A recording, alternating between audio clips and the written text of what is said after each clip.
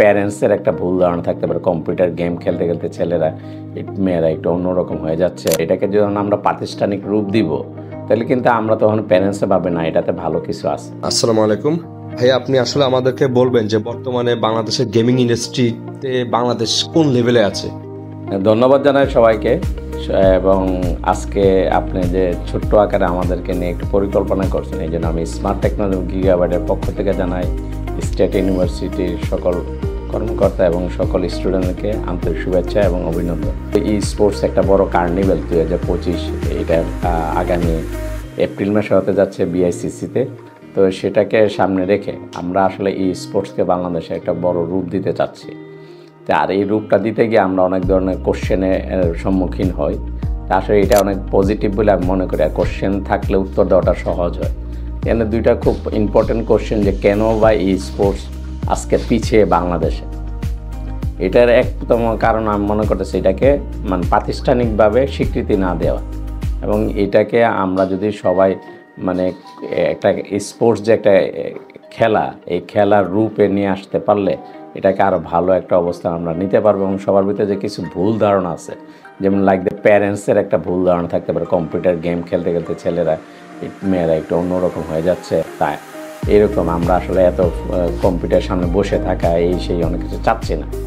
আসলে একটা জিনিস আপনারা জানবেন, যারা কম্পিউটার গেম খেলতেছে তাদের যে ডিভাইসগুলো, সেই ডিভাইসগুলো কিন্তু অনেকটাই ইকো ফ্রেন্ডলি। আগের মতো সেই যে চোখের ক্ষতি হয় এরকম নাই। মনিটরগুলো আই সেফটিভাবে তারা প্যানেলগুলো তৈরি করতেছে। কালার এবং ডিজাইন যেটাই হোক, এটা তার মানুষ আকর্ষণীয় ব্যাপার।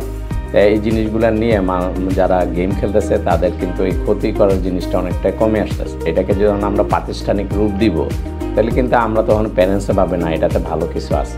তো মেইন আমার মনে হয় আমরা বুঝাইতে পারছি যে আসলে মেন প্রবলেমটা কোন জায়গায়, কীভাবে ইউনিভার্সিটিগুলোকে আরও অ্যালাইভ করা যায়, সেটা খুব ইম্পর্টেন্ট ব্যাপার বলে আমি মনে করি।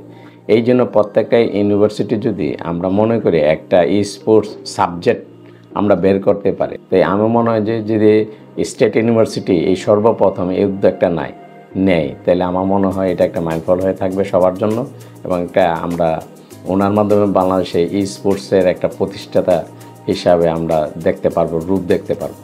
এই জন্য স্যার যদি করে, আমি আহ্বান জানাবো স্টেট ইউনিভার্সিটি কর্তৃপক্ষকে সে এই ধরনের একটা সেমিনার অ্যাটলিস্ট প্রথমে করুক ই স্পোর্টস প্যারেন্টস এবং প্লেয়ারদেরকে নিয়ে।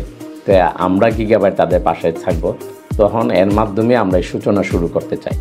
এই জন্য আবারও স্টেট ইউনিভার্সিটির এই উদ্যোগকে আমরা ফলপ্রসূ হওয়ার জন্য শুভাকাঙ্ক্ষী। সুতরাং আমার মনে হয় অনেক কিছু মিলেই এই স্পোর্টসের গুরুত্ব অনেক বেশি।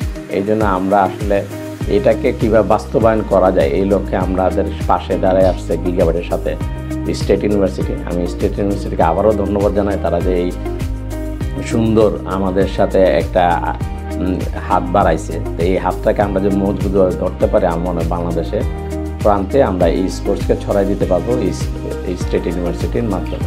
তো যেহেতু আমি এত বছর যাবত তাদের পাশে ছিলাম, আছি, হিসেবে থাকবো, যেন আমি চাই দ্রুত কিভাবে এটাকে প্রাতিষ্ঠানিক রূপ দেওয়া যায়।